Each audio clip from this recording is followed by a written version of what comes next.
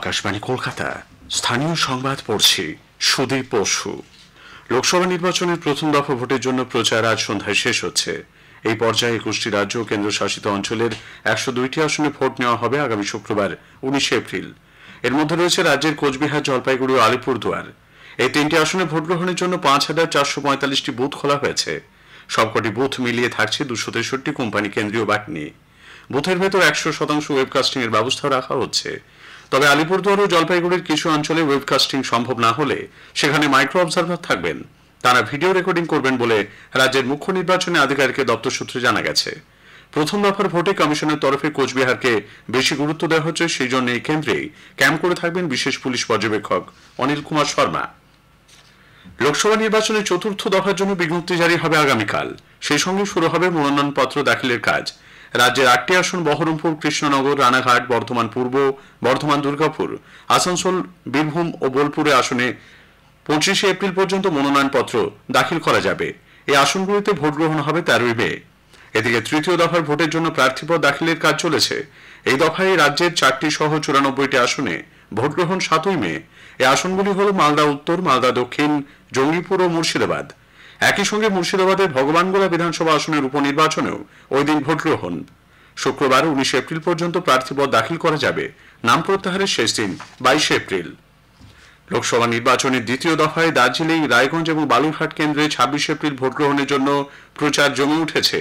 তৃণমূল কংগ্রেসের সাধারণ সম্পাদক অভিষেক ব্যানার্জি আজ দক্ষিণ ২৪ পরগনার বড়কাছারি মন্দির পরিদর্শন করে এক জনসভায় যোগ দিচ্ছেন। সিপিআইএম নেতা সুজন চক্রবর্তী আজ খড়দা বিধানসভার বিভিন্ন এলাকায় পদযাত্রা ও প্রচার কর্মসূচি সারছেন। বামফ্রন্টের অন্য প্রার্থীরাও নিজ নিজ সংসদীয় এলাকায় প্রচার করছেন। বিজেপি রাজ্য সভাপতি ডক্টর সুকান্ত মজুমদার আজ বালুরঘাট, গঙ্গারামপুর, বুনিয়াদপুর, কুশমন্ডি ও হরিরামপুরে রামনবমীর উৎসবে যোগ দিয়ে জনসংযোগ কর্মসূচিতে সামিল হন। আসন্ন লোকসভা নির্বাচন উপলক্ষে তৃণমূল কংগ্রেস আজ তাদের দলীয় ইস্তাহার প্রকাশ করার কথা। বিকেলে দলের সদর দপ্তরে ইস্তাহার প্রকাশ অনুষ্ঠানে দলের শীর্ষ নেতৃত্ব উপস্থিত থাকবেন বলে জানা গেছে। কেন্দ্রীয় স্বরাষ্ট্র প্রতিমন্ত্রী ও কোচবিহারের বিজেপি প্রার্থী নিশীথ প্রামাণিক ভোটের দিন তৃণমূল কংগ্রেস নেতা উত্তরবঙ্গ উন্নয়ন মন্ত্রী উদয়ন গুহ যাতে তার বুথ এলাকার বাইরে যেতে না পারেন সেজন্য নির্বাচন কমিশনের কাছে উপযুক্ত ব্যবস্থা নেওয়ার আর্জি জানিয়েছেন। শ্রী প্রামাণিকের অভিযোগ, উদয়ন গুহের নেতৃত্বে দিনহাটায় সন্ত্রাস চলছে। বিজেপি নেতা মিহির গোস্বামী আজ কোচবিহারে এক সাংবাদিক সম্মেলনে কথা জানান। উদয়ন গুহর পাল্টা বক্তব্য, শ্রী প্রামাণিক ভয় পেয়ে মিথ্যে অভিযোগ করছেন। নির্বাচনী প্রচারে বেরিয়ে ঝাড়গ্রাম লোকসভা কেন্দ্রের বিজেপি প্রার্থী প্রণত টুডুর কনভয়ে গতকাল হামলা চালানোর অভিযোগ উঠেছে শাসক দল আশ্রিত দুষ্কৃতীদের বিরুদ্ধে। আহত অবস্থায় তাকে প্রথমে সাঁকরাইল ভাঙ্গাগড় গ্রামীণ হাসপাতাল ও পরে ঝাড়গ্রাম মেডিকেল কলেজ হাসপাতালে ভর্তি করা হয়। এই ঘটনায় এক পুলিশ কর্মী আহত হয়েছেন। তৃণমূল কংগ্রেস অবশ্য হামলার অভিযোগ অস্বীকার করেছে। আজ রামনবমী। অযোধ্যায় রাম মন্দির প্রতিষ্ঠার পর এই প্রথম যথোচিত মর্যাদায় রাম জন্মোৎসব পালন করা হচ্ছে। রামনবমী উপলক্ষে রাজ্য সরকার আজ ছুটি ঘোষণা করেছে। উৎসব পালনকে কেন্দ্র করে কোথাও যাতে অশান্তি না হয় সেজন্য রাজ্য প্রশাসনের তরফে কলকাতা ও রাজ্য পুলিশকে সতর্ক থাকতে বলা হয়েছে। রামনবমী উপলক্ষে নিউটাউনে বিশাল শোভাযাত্রার আজ উদ্বোধন করেন রাজ্যের বিরোধী দলনেতা শুভেন্দু অধিকারী। বিশ্ব হিন্দু পরিষদ ও বজরং দলের উদ্যোগে বাঁকুড়াতেও বর্ণাঢ্য শোভাযাত্রার আয়োজন করা হয়। তৃণমূল কংগ্রেসের লোকসভা প্রার্থী প্রসূন ব্যানার্জি, সায়নী ঘোষ, রাজ্যের মন্ত্রী অরূপ রায় এবং অন্যান্য নেতাদের উপস্থিতিতে রামনবমী শোভাযাত্রার আয়োজন করা হয়েছে হাওড়ায়। এদিকে অস্ত্র হাতে হাওড়ার রামরাজাতলায় বিজেপি নেতৃত্বের রামনবমীর মিছিলকে কেন্দ্র করে বিতর্ক সৃষ্টি হয়েছে। বিজেপি নেতা রথীন চক্রবর্তীর নেতৃত্বে ওই মিছিল হয় বলে জানা গেছে। পুলিশ মিছিল আটকে দেওয়ায় বীরভূমের মুরারোয়ে রাস্তায় বসে অবরোধ করেন বিজেপি প্রার্থী দেবাশিস ধর।